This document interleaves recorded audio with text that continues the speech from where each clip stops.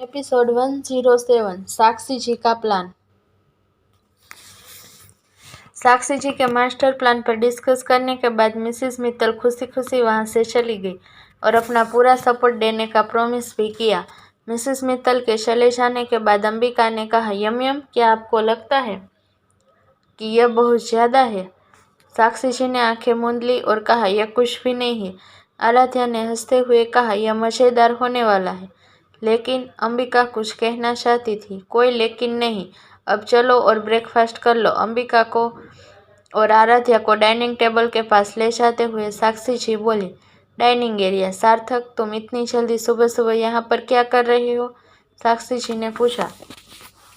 सार्थक, जो एक बिजनेस मैगजीन पढ़ रहा था, उसने मैगजीन को एक तरफ फेंक दिया और कहा, कुछ नहीं, बस ऐसे ही। अंबिका, जो साक्षी जी के पास खड़ी थी, वह सार्थक को देखकर मुस्कुराने से खुद को रोक नहीं पाई। ओ ठीक है, बैठो बैठो, चलो साथ में ब्रेकफास्ट करते हैं, साक्षी जी ने कहा। सभी को गुड मॉर्निंग। जल्द ही समर्थ अंशिका और अक्षित के साथ नीचे आ गया और साथ में रुद्राक्ष भी आ गया। सभी को गुड मॉर्निंग, समर्थ ने अपनी कुर्सी पर बैठे हुए कहा। आराध्या रुद्राक्ष को देखकर मुस्कुराई और पूछा, आप नींद से कब उठ गए? रुद्राक्ष ने अपने होठ थपथपाए और पूछा, तुमने मुझे अकेला क्यों छोड़ दिया? आराध्या ने हंसते हुए कहा, मैं आज जल्दी उठ गई, इसलिए मैंने सोचा कि मैं आज मॉम को किचन में थोड़ी हेल्प कर दूं। अक्षित प्लेट में ब्रेड का एक टुकड़ा रखते हुए समर्थ ने कहा, मॉम, मैं और अंशिका अक्षित को लेकर मालदीव में वेकेशन पर जाने का प्लान बना रहे हैं। साक्षी जी ने सिर हिलाया और कहा, हाँ, यहाँ तो बहुत ही अच्छा आइडिया है, हम भी वेकेशन पर जा रहे हैं। रुद्राक्ष ने कहा, तुम और आराध्या? साक्षी जी ने पूछा।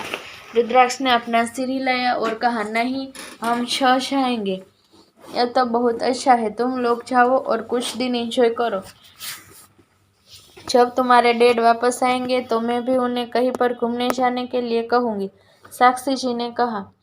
अपना ब्रेकफास्ट खत्म करने के बाद समर्थ अंशिका और अक्षित के साथ वहां से चला गया, जबकि दूसरी तरफ रुद्राक्ष आराध्या को अपने ऑफिस ले जाना चाहता था, लेकिन आराध्या भी नहीं जाना चाहती थी। सार्थक, क्या तुम आज हॉस्पिटल नहीं जा रहे हो? साक्षी जी ने पूछा। हाँ, मैं जा रहा हूँ, सार्थक ने कहा। ठीक है, तो तुम अभी भी बैठे हुए क्यों हो? साक्षी जी ने पूछा। सार्थक थोड़ी देर के लिए हिचका और बोला, मैंने सोचा क्योंकि अन्ना भी हॉस्पिटल जा रही है तो मुझे उसके साथ जाना चाहिए। साक्षी जी ने अपना सिर हिलाया और कहा, अरे नहीं, तुम्हें अन्ना के बारे में परेशान होने की जरूरत नहीं है, उसे लेने सागर आ रहा है। सार्थक ने सदमे में अपनी आंखें चौड़ी की और पूछा, सागर? कौन सागर? ओह, मुझे देखो, मुझे लगता है कि मैं बूढ़ी हो गई हूँ। मैं तुम सबको सागर के बारे में बताना ही भूल गई। मुझे अन्ना के लिए एक पोटेंशियल मैच मिला है। सागर उसके लिए एकदम परफेक्ट है, साक्षी जी ने कहा। क्या? सार्थक चिल्लाया। साक्षी जी ने अपना मुंह फेर लिया और कहा, तुम चिल्ला क्यों रहे हो? ऐसा नहीं है कि तुम दोनों अभी भी डेटिंग कर रहे हो। अन्ना कब तक अपनी लाइफ को इस तरह से बर्बाद करने जा रही है? वह ब्यूटीफुल है, यंग है, अट्रैक्टिव है, इसलिए उसने फिर से डेटिंग शुरू करनी चाहिए। लेकिन सार्थक बोलना चाहता था। कोई लेकिन बेकिन नहीं। मेरे पास एक बेहतर प्लान है। जब तुम सब वेकेशन पर जा रहे हो तो तुम सागर को अपने साथ क्यों नहीं ले जाते? वहां पर जाकर सागर और अंबिका एक दूसरे को और ज्यादा जान लेंगे, साक्षी जी ने सजेशन दिया। सार्थक ने सदमे में अपनी आंखें और मुंह चौड़ा किया और रुद्राक्ष की ओर मुड़ गया। अपने दोस्त की निगाहों को समझते हुए रुद्राक्ष ने कहा, मोम, यह क्या बकवास है? आप ऐसा कुछ कैसे सजेस्ट कर सकते हैं? हम उस आदमी को अपने साथ नहीं ले जा सकते, यह गलत है। आराध्या ने अपनी भौहें उठाई और कहा, क्या गलत है? मुझे नहीं लगता कि यह गलत है। असल में मुझे लगता है कि यह एक अच्छा आइडिया है। रुद्राक्ष ने जोर से सिर हिलाया और कहा, हाँ हाँ, मुझे भी लगता है कि यह एक बहुत अच्छा आइडिया है। ठीक है, वो आदमी हमारे साथ आ सकता है। क्या? रुद्र, तुम मेरे साथ ऐसा कैसे कर सकते हो? सार्थक चिल्लाए। लेकिन सार्थक को नजरअंदाज करते हुए रुद्राक्ष ने कहा, ठीक है, मैं जा रहा हूँ। फिर आराध्या की ओर मुड़ते हुए उसने कहा, तुम मेरे साथ चल रही हो ना?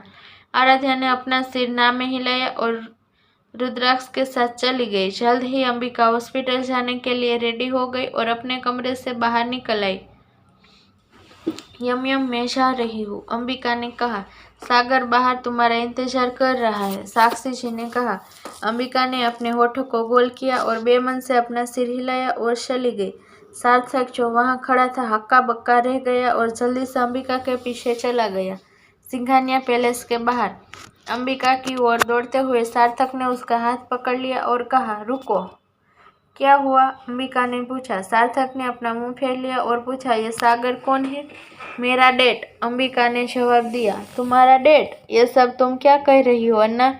हमारे बारे में क्या? अंबिका की तरफ देखकर सार्थक ने पूछा। हमारे बारे में? मैंने तुमसे बस सच कहा था, लेकिन मैंने समझौता करने के बारे में कभी कुछ नहीं कहा, अंबिका ने कहा। सार्थक ने अपना मुंह फेर लिया और कहा, जब मैं अभी भी वहां हूं तो तुम किसी और को डेट करना चाहती हो? मैंने तुम्हारे बाद इतने साल पहले ही बर्बाद कर दिए हैं। यम सही है, मुझे अपनी लाइफ को एंजॉय करना चाहिए और आगे बढ़ना चाहिए, अंबिका ने कहा। लेकिन अन्ना, हम फिर से एक साथ नहीं हो सकते? सार्थक ने पूछा। मुझे नहीं लगता कि यह सार्थक होने वाला है। क्या होगा अगर तुम फिर से वही सब करते हो? मुझे जो कहना है उसे सुने बिना मुझे जज करना तो बेहतर है कि हम सिर्फ दोस्त बने रहे, अंबिका ने कहा। लेकिन मुझे हॉस्पिटल जाने के लिए लेट हो रहा है, बाय। अंबिका बाहर खड़ी एक बेंटले की ओर जाते हुए बोली। कार में बैठने के बाद अंबिका ने ड्राइवर की सीट पर एक हैंडसम लड़के को बैठा देखा।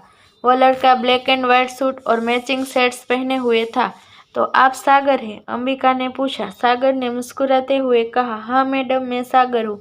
मैं global film and art college का 2nd ईयर का स्टूडेंट हूँ। अंबिका ने सदमे में अपनी आंखें चौड़ी की और कहा, तुम एक स्टूडेंट हो? तुम्हारी उम्र क्या है? 21 साल, सागर ने कहा। अंबिका ने हैरानी से उसे देखने लगी और बोली, ओह गॉड, क्या हम पागल हो गई है? क्या आप साक्षी मैडम के बारे में बात कर रहे हैं? उन्होंने कुछ दिनों के लिए आपका बॉयफ्रेंड होने की एक्टिंग करने के लिए मुझे बहुत सारे पैसे दिए हैं, सागर ने कहा। अंबिका ने अपना मुंह फेर लिया और कहा, ठीक है, अब गाड़ी चलाओ और हाँ, सार्थक से दूर रहना, वह भी उसी हॉस्पिटल में डॉक्टर है। अगर वह तुमसे पर्सनली मिलता है तो मुझे यकीन है कि वह तुम्हें जरूर मार डालेगा।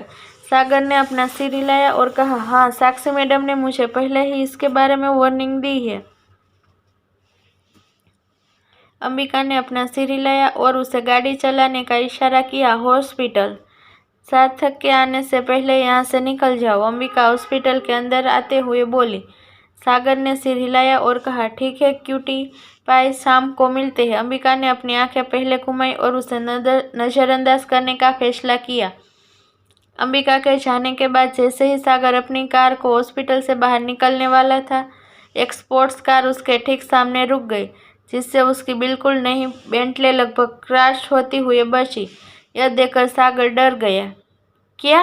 कार से उतरते हुए सागर चिल्लाया, क्या तुम अंधे हो? क्या तुम देख नहीं सकते? दूसरी तरफ के स्पोर्ट्स कार से निचरते हुए सार्थक ने अपनी भौहें उठाई और पूछा, तो तुम ही सागर हो? हाँ तो, सागर ने कहा। उसका कॉलर पकड़कर सार्थक ने उसे अपनी कार के ऊपर धक्का दिया और कहा, तो तुम वही हो जो मेरी अन्ना को डेट कर रहे हो? यह सुनकर सागर डर गया और कहा, सार्थक? सार्थक मुस्कुराया और कहा, यह अच्छा है कि तुम मेरा नाम जानते हो। तो मुझे बताओ कि तुम कैसे मरना चाहते हो? क्या मुझे तुम्हें एक डेंजरस इंजेक्शन लगाना चाहिए या एनेस्थेसिया का ओवरडोज देना चाहिए? जल्दी बताओ। सागर का चेहरा पीला पड़ गया। अपना सिर हिलाते हुए सागर ने कहा, मेरी बात सुनो यार, शांत हो जाओ, ठीक है? सार्थक ने उसके चेहरे पर मुक्का मारने के लिए अपना हाथ उठाया। तब सागर ने अपनी आंखें बंद कर ली और कहा, नहीं, मैं किसी को डेट नहीं कर रहा हूँ। यह सिर्फ एक एक्टिंग है। मैं एक स्टूडेंट हूँ और मैं सिर्फ 21 साल का हूँ। प्लीज़ मुझे छोड़ दीजिए, मैंने कुछ भी नहीं किया। सार्थक ने भौहें उठाई और पूछा, स्टूडेंट? सागर ने अपना सिर हिलाया और कहा, हाँ, मैं एक स्टूडेंट हूँ और साक्षी मैडम ने मुझे अंबिका दीदी के बॉयफ्रेंड बनने के लिए बहुत सारे पैसे दिए हैं। सार्थक मुस्कुराया और बोला, अब तो मजा आने वाला है।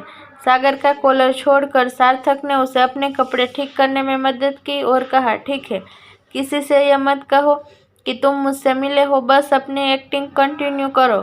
फिर अपने वॉलेट से कुछ पैसे निकालते हुए सार्थक ने कहा, इसे रखो और अपना मुंह बंद रखो। अगर तुम्हें उन्हें कुछ भी बताने की सोच रहे हो तो अपने जिंदा रहने के बारे में भूल जाना। सागर ने अपना सिर हिलाया और कार में बैठकर जल्दी से बाहर निकल गया। उसके जाने के बाद सार्थक ने मुस्कुराते हुए कहा, ओ माय अन्ना बेबी, तुमने यह गेम शुरू किया है, लेकिन इसे खत्म मैं करूंगा। Just wait and watch. Hospital के अंदर जैसे ही सार्थक हॉस्पिटल के अंदर आया, वो हैरान हो गया। उसने देखा अंबिका के केबिन के बाहर बहुत सारे अमेरिकन्स बैठे हुए हैं। ये यहाँ किस लिए आए हैं? सार्थक ने पूछा। नर्स मुस्कुराई और कहा, जब वे अमेरिका में थी तब वे सभी डॉक्टर अन्ना के पेशेंट हुआ करते थे। जब उन्होंने सुना कि वो इंडिया में है तो वे सभी डॉक्टर अन्ना से कंसल्ट करने के लिए यहाँ पर आ गए। सार्थक मुस्कुराया और कहा, इम्प्रेसिव। तभी एक अधेड़ उम्र का आदमी काले रंग का कस्टम मेड सूट पहने कुछ बॉडीगार्ड के साथ हॉस्पिटल के अंदर एंटर हुआ। रिसेप्शन की ओर बढ़ते हुए वो आदमी चिल्लाया, कैसी अपॉइंटमेंट? क्या एक फादर को अपनी डॉटर से मिलने के लिए अपॉइंटमेंट लेने की जरूरत है? रिसेप्शनिस्ट ने आह भरी और कहा, माफ करना सर, लेकिन डॉक्टर अन्ना के पास पहले से ही 50 से ज़्यादा पेशेंट्स हैं जो आज उनका वेट कर रहे हैं। तो डेस्क को पटकते हुए मिस्टर चौधरी गुस्से में चिल्लाए, उसके 50 पेशेंट को वापस भेज दो और उसे बताओ कि उसके फादर और उसकी बहन उससे मिलने आए हैं। रिसेप्शनिस्ट ने सिर हिलाया। अंबिका को इन्फॉर्म करने के लिए एक नर्स को इशारा करते हुए उसने कहा, ठीक है सर, आप थोड़ी देर वेट कीजिए।